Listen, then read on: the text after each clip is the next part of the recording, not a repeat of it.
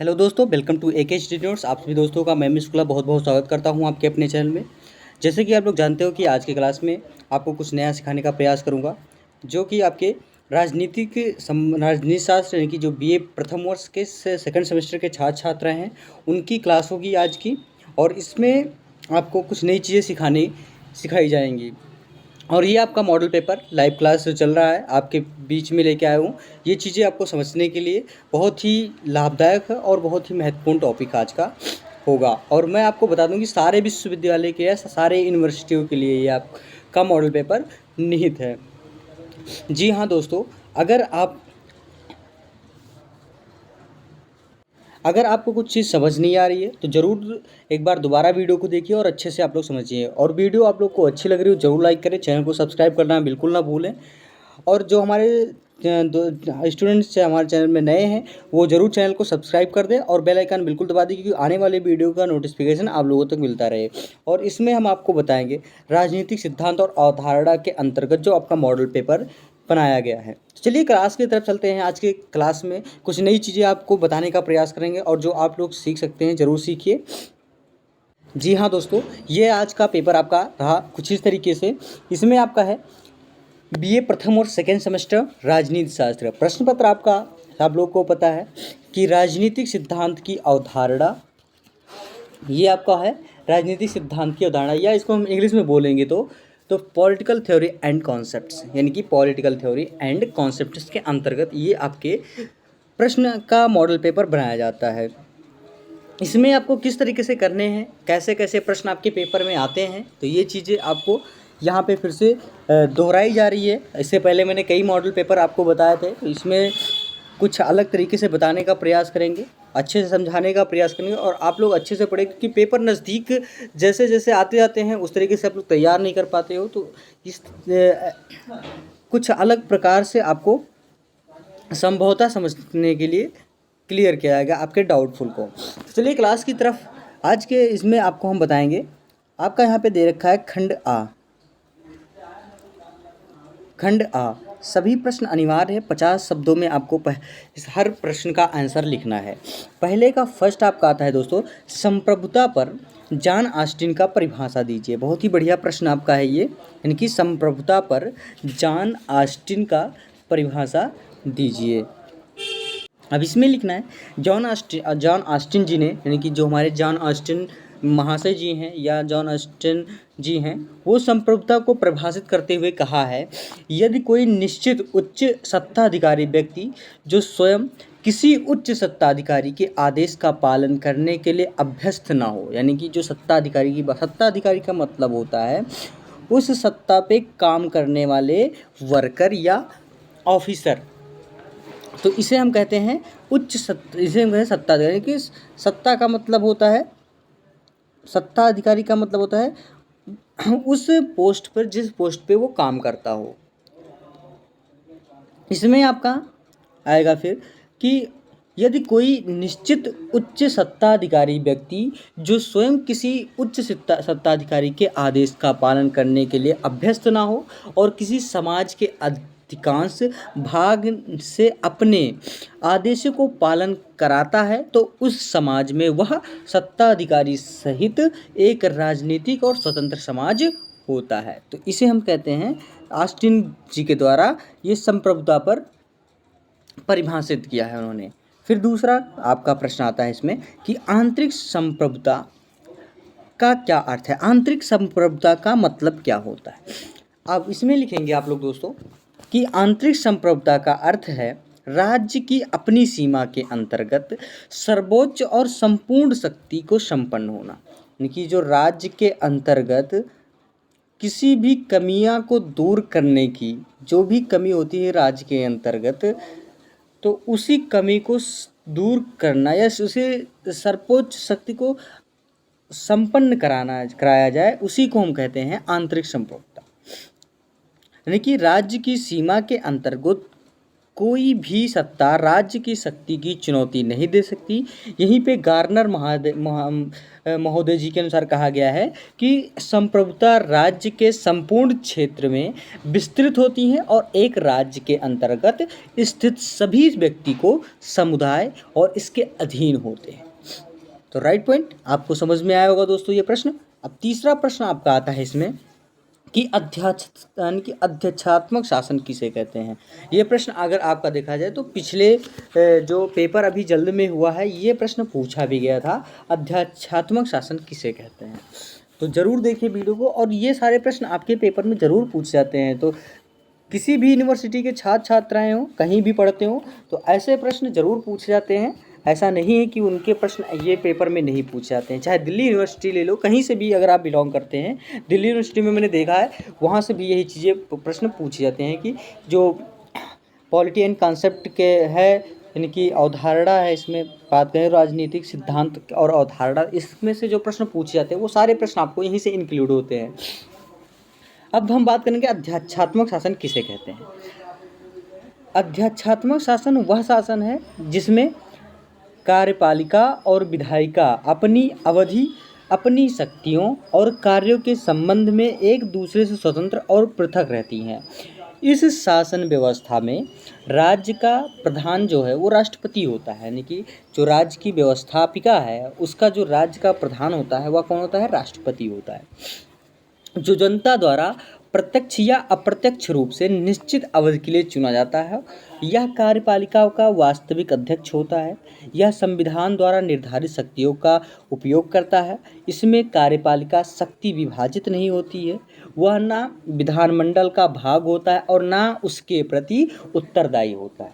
वह अपनी सहायता के लिए मंत्रिमंडल का निर्माण करता है, जिसमें सभी सदस्य राष्ट्रपति के प्रति उत्तरदायी होते हैं और जो उसके प्रसाद पर्यंत तक अपने पद पर रहते हैं।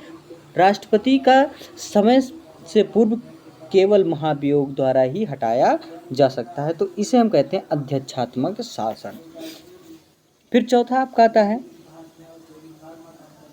संसदीय शासन प्रणाली के दो उदाहरण दीजिए। बहुत ही बढ़िया प्रश्न ये भी आपका, संसदीय प्रणाली के दो उदाहरण कौन कौन से हैं ये भी आप लोग समझ लीजिए, कि ये प्रश्न आपके प्रश्न पेपर में जरूर पूछे जाते हैं और पूछे भी जाते हैं, ऐसा नहीं है। या अगर बात करेंगे तो दीनदयाल में भी ये प्रश्न पूछा गया था। इसमें आपका था कि ग्रेट ब्रिटेन और भारत को संसदीय शासन प्रणाली को प्रमुख उदाहरण माना जाता है, जिनमें ब्रिटेन को संसदीय शासन प्रणाली सबसे पुरानी है, यानी कि जो संसदीय शासन प्रणाली है वो ब्रिटेन की सबसे पुरानी मानी जाती है और उसे संसद को जननी भी कहा जाता है, यानी कि ब्रिटेन की संसद की जननी भी कहा जाता है। वहीं से भारत में संसदीय शासन को ग्रहण किया गया है और ब्रिटेन में सांसद की सर्वोच्चता के सिद्धांत को अपनाया गया है। जो ब्रिटेन से जो सांसद की सर्वोच्चता का सिद्धांत है, कहाँ से अपनाया गया है, ये ब्रिटेन से अपनाया गया है। उसके बाद में फिर आपका आता है लोकमत निर्माण के साधन होते हैं। पाँचवा प्रश्न आपका आता है इसमें, खंड आ में पाँचवा प्रश्न आपका आता है पहले का। इसमें लिखना है कि लोकमत निर्माण के साधन निम्न हैं। पहला तो आपका आता है इसमें मानव तत्व। इसमें जो लोकमत निर्माण हुआ है वो पहले आएगा इसमें मानव तत्व। मानव तत्व का मतलब होता है मानव द्वारा जो क्रियात्मक भाव है, क्रियाकलाप है, किस तरीके से मत को देना है, मतलब किस तरीके से राजनीति करते हैं, तो ये सारी चीज़ लोकमत यानी कि मानव तत्व के अंतर्गत आते हैं। दूसरा समाचार पत्र और प्रेस। समाचार पत्र का मतलब होता है किसी कोई भी चीज़ जो न्यूज़ में छपती है या पूरे राज्य में प्रचार प्रसार किया जाता है तो उसे हम समाचार पत्र या प्रेस के अंतर्गत इसको माने जाते हैं। तीसरा आपका आता है रेडियो या सिनेमा। रेडियो सिनेमा का मतलब होता है कोई भी चीज़ जो हमें रेडियो पे ट्रांजिशन सुना जाता है, देखा जाता है, तो उसे हम रेडियो और सिनेमा के अंतर्गत लेते हैं। यही हमारा लोकमत का निर्माण का मुख्य प्रक्रिया माने जाते हैं। फिर चौथा आपका सार्वजनिक सभाएँ।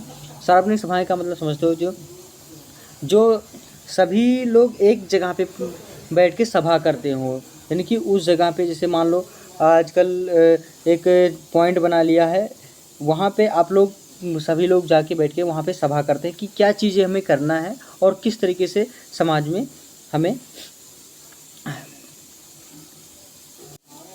कार्य निर्भरता को प्रेरणा देना है। तो ये सारी चीज़ें यहाँ पे आपको देखने को मिले। फिर पांचवा आता है दूरदर्शन। दूरदर्शन का मतलब आप लोग समझते हैं, दूरदर्शन जो कि आप लोग को प्रदर्शित किया जाता है चैनल के माध्यम से। छठा आता है कि शिक्षण संस्थाएं। शिक्षण संस्थाएं का मतलब स्कूल हो गया, कॉलेज हो गया, यूनिवर्सिटी हो गया, जिसमें मैं आपको बताने का प्रयास कर रहा हूँ। ये चैनल भी आपको एक शिक्षण का संस्थान है, जिससे एक हिस्ट्री नोट्स मेरा चैनल है, इसमें से आपको मैं बताने का प्रयास करता हूँ, आपको समझाने का प्रयास करता हूँ। तो ये भी एक शिक्षण संस्थान के अंतर्गत आते हैं। फिर सातवां आता है निर्वाचन, यानी कि निर्वाचन किसी पद पे जो निर्वाचित किया जाता है उसे हम निर्वाचन कहते हैं। आठवां धार्मिक, सामाजिक एवं आर्थिक संघ हो गया। फिर नौवां राजनीतिक दल, यानी कि जिसे हम पार्टी कहते हैं, जैसे आपका भारतीय जनता पार्टी हो गया, कांग्रेस हो गया, नेशनल पीपुल्स कांग्रेस हो गया, समथिंग एटसेट्रा, जो भी होता है इसी के आपके अंतर्गत आते हैं। तो ये लोकमत के अंतर्गत आपके होते हैं, ये लोकमत के साधन माने गए हैं मुख्य रूप से। उसके बाद में फिर आपका आता है छठा क्वेश्चन कि स्वतंत्रता राज्यों की शक्तियाँ प्रदान करती हैं, यानी कि स्वतंत्र राज्य को शक्तियाँ प्रदान करती हैं। ये एक प्रश्न आपका है। अब इसमें आपका था कि स्वतंत्रता राज्य और नागरिक दोनों को शक्तिशाली बनाती है। जो स्वतंत्र राज्य होती है, इसमें स्वतंत्रता जो राज्य है वो नागरिक को, स्वतंत्रता राज्य और नागरिक को शक्तिशाली, यानी कि दोनों को शक्तिशाली बनाती है। किसी भी राज्य को अच्छा तभी समझाता है जब वह अपने नागरिकों को आज़ादी देता है, लेकिन राज्य अपने नागरिकों को उतना ही स्वतंत्रता देता है जितना दूसरे नागरिकों को स्वतंत्रता का हनन न हो। अर्थात राज्य को अपने नागरिकों को सीमित आज़ादी देता है। यहीं पे लास्की जी के अनुसार कहा गया कि स्वतंत्रता से मेरा अभिप्राय यह है कि उन सामाजिक परिस्थितियों के अस्तित्व पर कोई प्रतिबंध न हो जो आधुनिक सभ्यता में मनुष्य के सुख के नितांत अनावश्यक है। स्वतंत्रता के पूर्ण वातावरण में ही मानव की सामाजिक, सांस्कृतिक तथा आध्यात्मिक विकास होता है और मनुष्य अपने विकास की पूर्ण अवस्था को प्राप्त करता है। आज़ादी राज्य के अनुचित कार्यों पर प्रतिबंध लगाती है और यही कारण है कि राज्य की गणना शक्तिशाली राज्यों में होने लगती है। उसका फिर आपका आता है नेक्स्ट क्वेश्चन, सातवां नंबर, एकात्मक शासन क्या है। बहुत ही बढ़िया क्वेश्चन ये भी आपका है। उसका फिर लिखेंगे एकात्मक शासन में कि एकात्मक शासन वह शासन है जिसमें संविधान के द्वारा शासन की संपूर्ण शक्ति एक केंद्रीय सरकार में निहित होती है। प्रांतों को शक्तियाँ केंद्रीय सरकार से प्राप्त होती हैं और केंद्र सरकार जब चाहे उन शक्तियों को वापस ले सकती हैं। अर्थात इकाइयों का अस्तित्व केंद्र पर निर्भर होता है। यहीं पे डॉक्टर गार्नर महोदय जी के अनुसार कहा गया है कि जब संविधान द्वारा संपूर्ण शक्तियाँ एक केंद्रीय सरकार में निहित होती है तथा स्थानीय सरकारों का अस्तित्व एवं उसकी स्वायत्तता केंद्र पर निर्भर हो, तब उसे हम एकात्मक सरकार कहते हैं। इससे संविधान द्वारा केंद्र और राज्यों के मध्य शक्तियों का विभाजन नहीं होता है और राज्य के सभी नागरिकों को एक ही नागरिकता प्राप्त होती है। तो इसे हम एकात्मक शासन कहते हैं। उसका फिर नेक्स्ट क्वेश्चन आपका आता है कि सूची प्रणाली सिस्टम, कि सूची प्रणाली या लिस्ट सिस्टम क्या है। सूची प्रणाली या लिस्ट सिस्टम किसे कहते हैं, ये चीज़ें आपको यहाँ पे हम बताएंगे। इसमें लिखना होगा आपको कि निर्वाचन में राजनीतिक दलों द्वारा अपने उम्मीदवारों को सूची जारी की जाती है और मतदाता अपना मत उम्मीदवारों को नहीं बल्कि अपने मत किसी एक राजनीतिक दल को देता है। दल को प्राप्त मत के आधार पर उसके उम्मीदवार निर्वाचित होते हैं। तो इसी को हम कहते हैं कि सूची प्रणाली या लिस्ट सिस्टम। तो इसी के अंतर्गत हमें क्या होता है कि जो मत प्राप्त होता है तो उसी उम्मीदवार को हम निर्वाचित करते हैं। उसके बाद फिर आपका नेक्स्ट क्वेश्चन आता है 9वां क्वेश्चन, उदारवाद क्या है। उदारवाद में आपको लिखना है, अब इसमें लिखना है उदारवाद में कि उदारवाद से तात्पर्य है शक्ति को स्वतंत्र छोड़ दिया जाए। यानी उदारवाद का जो तात्पर्य है वो शक्ति को, जो व्यक्ति को स्वतंत्र छोड़ दिया जाए, यानी कि जो व्यक्ति को स्वतंत्र को छोड़ दिया जाए और राज्य को सीमित अधिकार दिया जाए। व्यक्ति जो कार्य नहीं कर सकते उन्हीं कार्यों को केवल राज्य के द्वारा किए जाए। उदारवाद इस सिद्धांत पर आधारित है कि वह सरकार सबसे अच्छी है जो सबसे कम शासन करती है, अर्थात जो सरकार सबसे कम नियमों का निर्माण करे।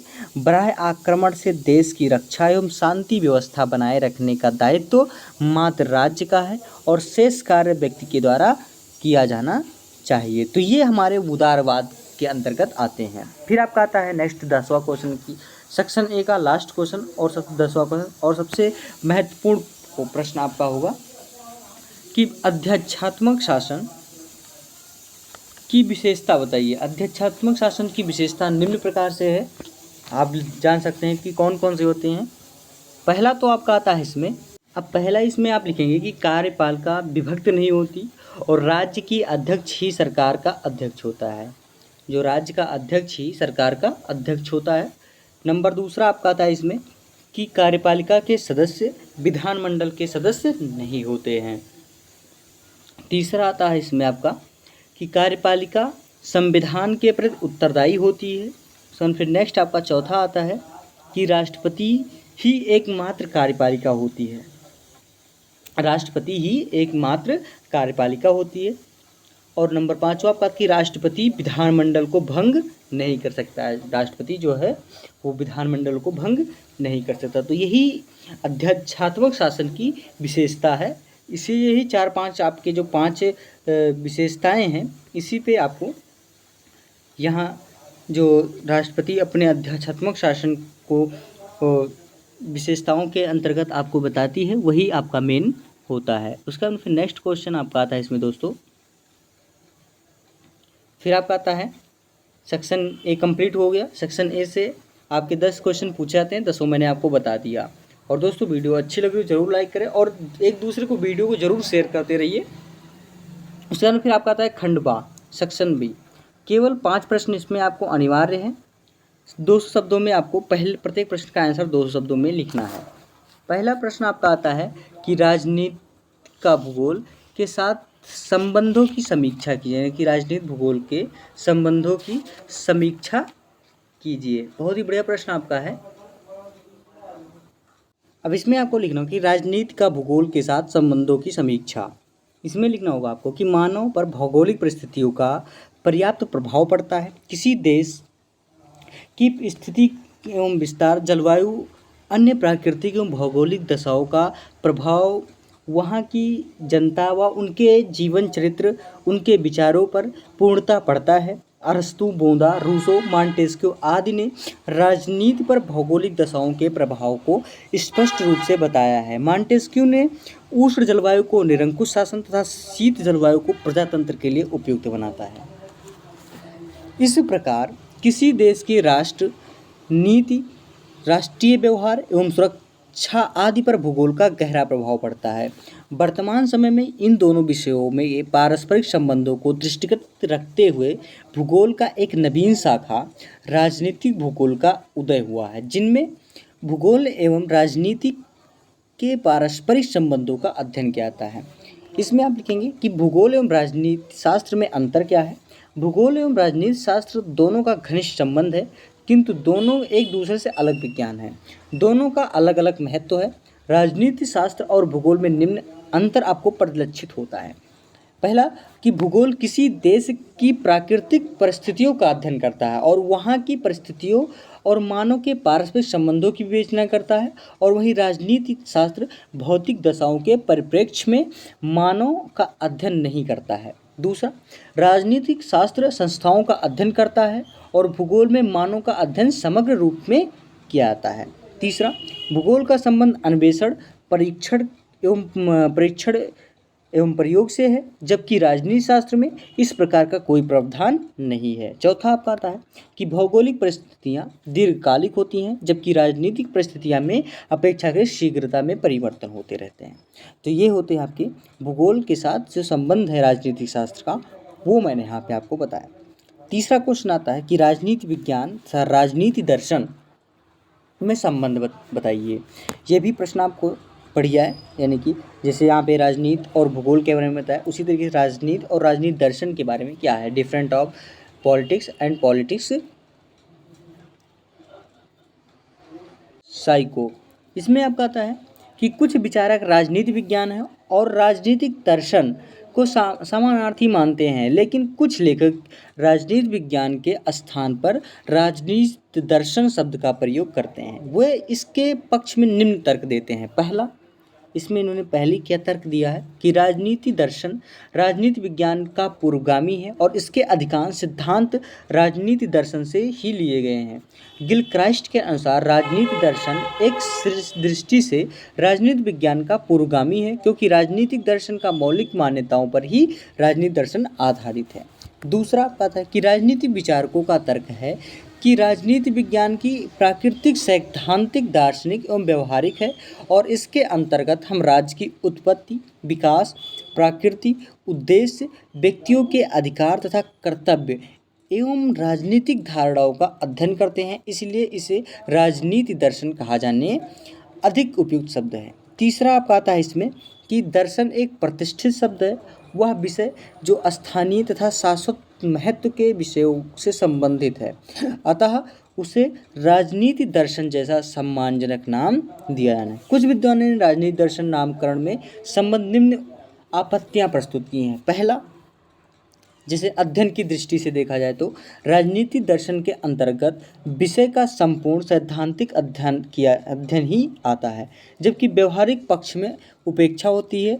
हेलोवेल महर्षि जी के अनुसार कहा गया कि राजनीतिक दर्शन का संबंध राजनीतिक संस्थाओं में निहित विचारों और आकांक्षाओं में से है, इसीलिए राजनीतिक दर्शन विषय का अपूर्ण अध्ययन में ही आता है। फिर आपका आता है दर्शन शब्द अनिश्चित और वास्तविकता यानी कि अवास्तविक है। दूसरा, इसमें आपका आएगा कि आधुनिक युग में दर्शन शब्द अनिश्चितताओं और अवास्तविकता का प्रतीक है। राजनीति दर्शन शब्द के प्रयोग में आशय कल्पनाओं को महत्व देना जो वास्तविकता में बहुत दूर है।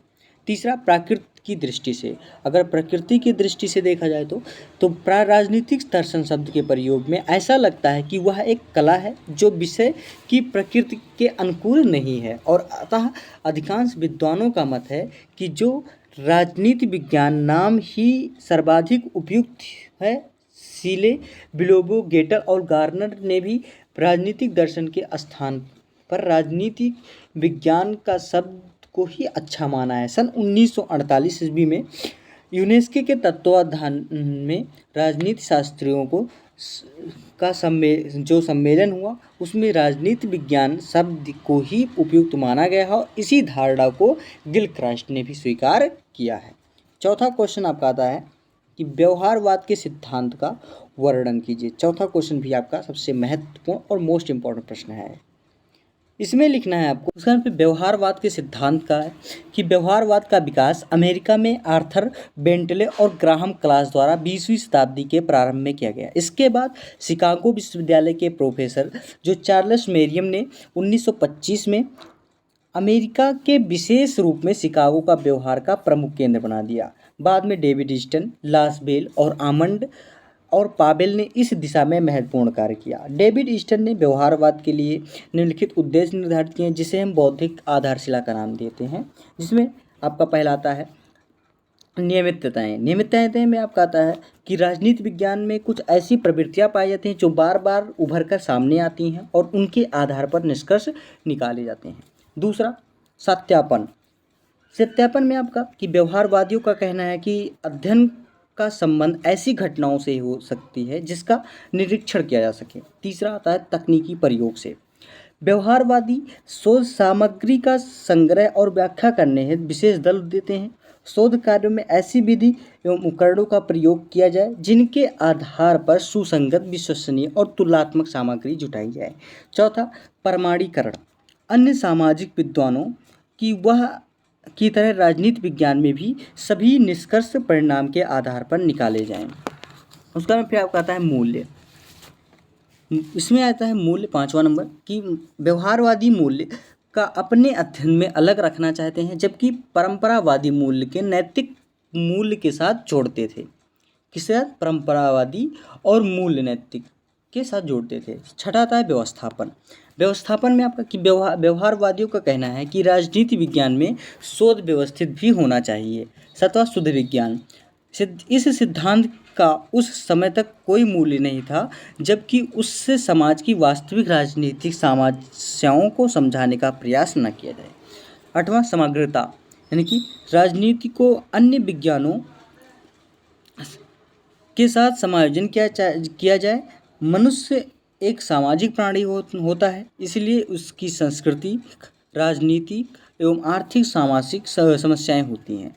डेविड ईस्टन 1960 के दशक में अंतिम समय तक व्यवहारवाद का प्रबल समर्थक किया है, लेकिन बाद में कड़ी आलोचनाएं उन करने लगे और नई सी पद्धति विकसित की, जिसे हम उत्तरवाद के नाम से जाना जाते हैं, जिसे उत्तर व्यवहारवाद के नाम से जानते हैं। उत्तर व्यवहारवाद में क्या है कि डेविड ईस्टन जो कि 1960 के दशक के अंत में समय तक व्यवहारवाद के प्रबल समर्थक थे, बाद में उनकी कड़ी आलोचनाएं करने लगे और उनकी नई पद्धति विकसित की, जिसे हम व्यवहारवाद का नाम देते हैं। यहीं पे अमेरिकन पॉलिटिकल साइंस एसोसिएशन के 1969 यानी कि 1969 के अंतर्गत वार्षिक सम्मेलन के अध्यक्षीय भाषण में डेविड ईस्टन ने प्रश्न किया, क्या हमारा यह कर्तव्य नहीं होता है कि हम परिवर्तनशील परिस्थितियों पर ध्यान दें और पुरानी धारणाओं पर फिर से विचार करने के लिए और बाद यदि आवश्यक हो तो उनमें संशोधन करने के लिए इच्छुक हों। ईस्टन के उत्तर व्यवहार में 7 विशेषताएं बताई हैं। कौन कौन सी? पहला तो आता है कि व्यवहारवादियों ने यह नारा दिया था कि अस्पष्टता से गलत होना अच्छा है, जबकि उत्तर व्यवहारवादियों ने कहा कि अप्रासंगिक सुनिश्चितता से अस्पष्ट होना कम बुरा है। दूसरा, सामाजिक परिवर्तन को गति एवं दिशा प्रदान की जानी चाहिए। धीमी गति से परिवर्तन उत्तर व्यवहारवादी स्वीकार नहीं करते थे। तीसरा, समस्याओं एवं विश्वसनीय निदान किया चाहिए। चौथा, मूल्यों को महत्वपूर्ण भूमिका को स्वीकार किया चाहिए। फिर पांचवा था कि समाज में बुद्धिजीवियों की जो भूमिका होती है उनका सम्मान मिलना चाहिए। छठा, कार्यों के उत्तरदायित्व को समझना चाहिए। सातवां था कि व्यवसाय को राजनीतिकरण किया जाना चाहिए और समाज में बुद्धिजीवियों की महत्वपूर्ण भूमिका होती है। सन 1970 के बाद व्यवहारवादियों और व्यवहारवाद में गतिरोध समाप्त हो गया और व्यवहारवाद की इस मान्यता को स्वीकार कर लिया गया और राजनीति विज्ञान में अधिक अनुभाविक अध्ययन अपनाया जाए और वैज्ञानिकता प्रदान की जाए। उसके फिर आपका आता है 5वां क्वेश्चन कि अराजकता क्या है, उसके प्रमुख लक्षण बताइए। अराजकता के बारे में यहाँ पे आपको हम बताएंगे। इसमें लिखना होगा अराजकता में, अब इसमें लिखेंगे अराजकता को अशांति, जो अराजकतावाद है उसे हम अशांति, युद्ध, विनाश एवं आतंक के साथ जोड़ा जाता है। अराजकता का मतलब होता है जो अशांति होती है, जहाँ पे शांति ना हो, वहाँ पे हरदम युद्ध चलता हो या वहाँ पे किसी चीज़ के लिए लड़ाई झगड़ा आपस में होती है, तो उसे हम अराजकता कहते हैं। लेकिन यह एक मिथ्या धारणा है। अराजकतावाद एक ऐसी विचारधारा है जो राज्य का कार्यक्षेत्र, उसी शक्ति एवं अधिकार के बारे में बतलाती है और यह राज्य में अत्यधिक कार्य का विरोध करती है। मार्क्सवादियों की तरह यह भी मानते हैं कि जब वर्ग विहीन हो जाएगा तब राज्य की आवश्यकता ही नहीं होगी और राज्य अनावश्यक एवं अनुपयोगी संस्था, राज्य शोषण का यंत्र है, इसका अंत कर दिया जाना चाहिए। इसके लिए क्रांतिकारी साधनों का प्रयोग किया जा सकता है। अराजकता शब्द की उत्पत्ति यूनानी शब्द यानी कि अनार्किया से हुई है, यानी यूनानी शब्द का जो अनार्किया से हुई है, इसका अर्थ होता है शासन का अभाव। अराजकतावादी एक ऐसी संस्था के समर्थक जो स्वतंत्रता, समानता, भ्रातृत्व और पर आधारित हो। इसकी सदस्यता का आधार वैकल्पिक इच्छा हो जो कि वर्ग भेद में मुक्त हो। इसलिए इस प्रकार अराजकतावादी राज्य को अंत कर स्वतंत्र समुदायों की व्यवस्था होनी चाहिए जो मानव मूल्य पर आधारित हो, जिसमें रहकर व्यक्ति को सभी प्रकार की सामाजिक आर्थिक स्वतंत्रता मिलनी चाहिए, जिससे वह अपना विकास कर सके। अराजकतावाद के निम्न उद्देश्य माने गए हैं। पहला तो आपका आता है कि अराजकतावाद को मुख्य उद्देश्य व्यक्ति के विकास के लिए उसे स्वाभाविक रूप प्रदान करने में सहायक परिस्थितियों को निर्माण करना है। दूसरा, राज्य रूपी को दमनकारी संस्था विरोध करना जिसका आधार ही शक्ति और हिंसा और कठोर नियंत्रण है। तीसरा, व्यक्ति को आर्थिक, सामाजिक राजनीतिक सभी प्रकार की स्वतंत्रता उपलब्ध कराना जिससे व्यक्ति सर्वांगीण विकास हो सके। चौथा, अराजकतावादियों को लक्ष्य मनुष्य की पूर्ण स्वतंत्रता में है। और फिर आपका आता है अराजकतावाद के प्रमुख लक्षण। इसके लक्षण कौन कौन से हैं? पहला तो आपका आता है इसमें राज्य का विरोध, दूसरा पूंजीवाद का विरोध, तीसरा लोकतंत्र एवं प्रतिनिधि शासन का विरोध, चौथा आता है इसमें आपका कि केंद्रीकरण का विरोध, और पांचवा व्यक्तिगत संपत्ति का विरोध, और फिर छठवां आपका आता है धर्म का विरोध। तो ये आपके अराजकता के अंतर्गत आपके ये लक्षण और उद्देश्य सबसे महत्वपूर्ण टॉपिक थे। अब आपका नेक्स्ट क्वेश्चन आता है उसको नेक्स्ट क्वेश्चन आपका आता है कि सर्वाधिकारवाद की प्रमुख विशेषताओं की विवेचना कीजिए। बहुत ही बढ़िया प्रश्न ये भी आपका है। इससे पहले चौथा पांचवा मैंने आपको बता ही दिया। इसमें लिखना होगा कि आधुनिक युग में सर्वाधिकारवाद का अर्थ लोकतंत्र में विपरीत ले आता है।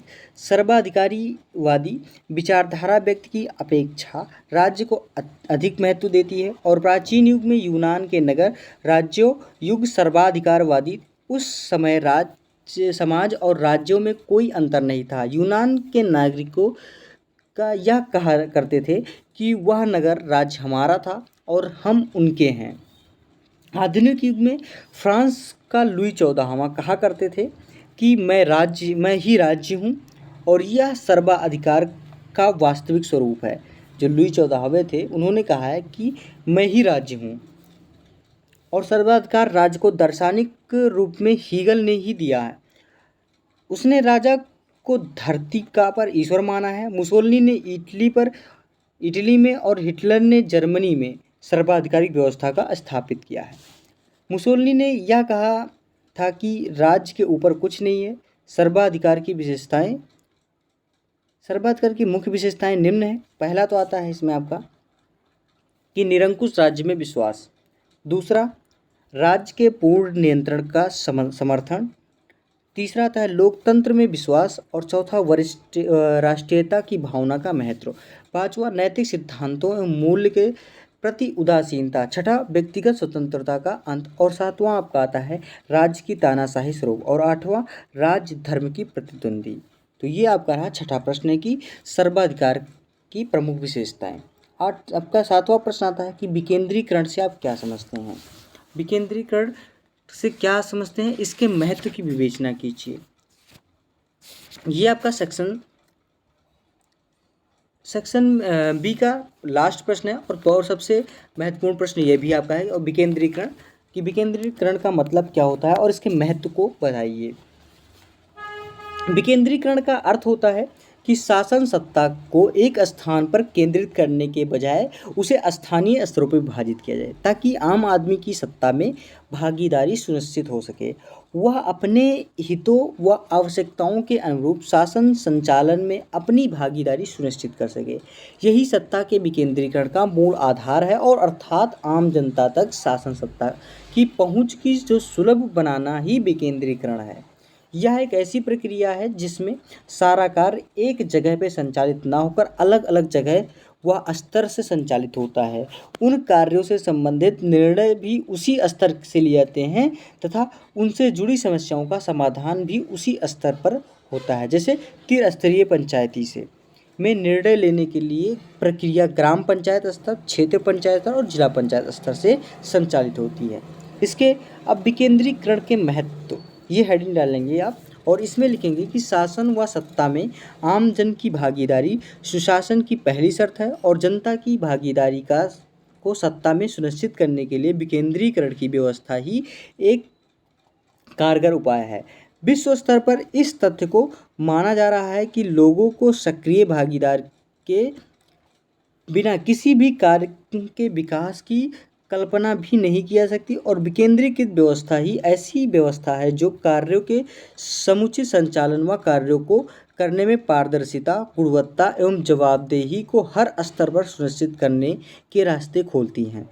प्रत्येक स्तर पर लोग अपने अधिकारों एवं शक्तियों का प्रयोग सही व संविधान के दायरे में रहकर प्रयोग कर सके, इसके लिए विकेंद्रीकरण की आवश्यकता को महसूस की गई और इस व्यवस्था में अलग अलग स्तरों पर लोगों अपनी भूमिका एवं जिम्मेदारियों को समझकर उनका निर्वहन करते हैं।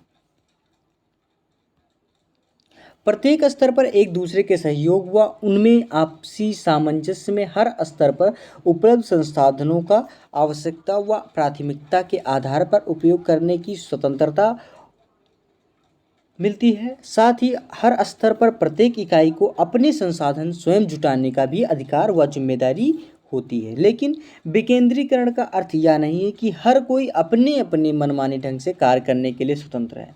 कार्य करने की स्वतंत्रता सुशासन के संचालन के लिए बनाए गए नियम और कानून के दायरे के अंदर होती है।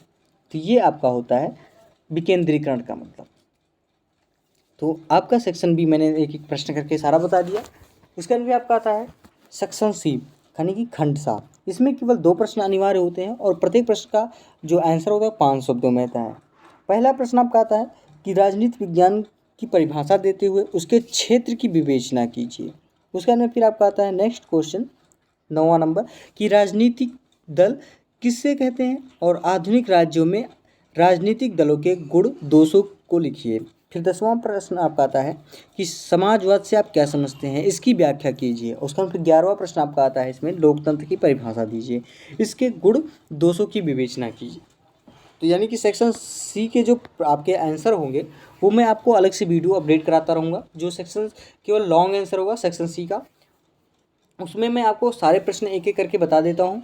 इसमें आपको थोड़ा बताने में ज़्यादा लॉन्ग हो जाएगा तो इससे समझ में थोड़ा कम आएगा और अच्छे से आप समझ नहीं पाएंगे। तो इस वजह से मैं आपको अलग टॉपिक बना के बढ़िया से पढ़ा दूँगा, उसमें आपको कोई दिक्कत नहीं आएगी। तो दोस्तों वीडियो अच्छी लगी हो तो ज़रूर लाइक करें और चैनल को सब्सक्राइब करना बिल्कुल ना भूलें और आने वाले बेल आइकन बिल्कुल दबा दें क्योंकि आने वाले वीडियो का नोटिफिकेशन आप लोग को मिलता रहे। और अगर आपको इसको PDF चाहिए तो हमारे यूट्यूब के डिस्क्रिप्शन बॉक्स में टेलीग्राम चैनल का लिंक दिया गया है, वहाँ से आप लोग जुड़कर बिल्कुल PDF फ्री ऑफ कॉस्ट प्राप्त कर सकते हैं। तो इसी के साथ दोस्तों अगली वीडियो के साथ जरूर उपस्थित होंगे। धन्यवाद दोस्तों।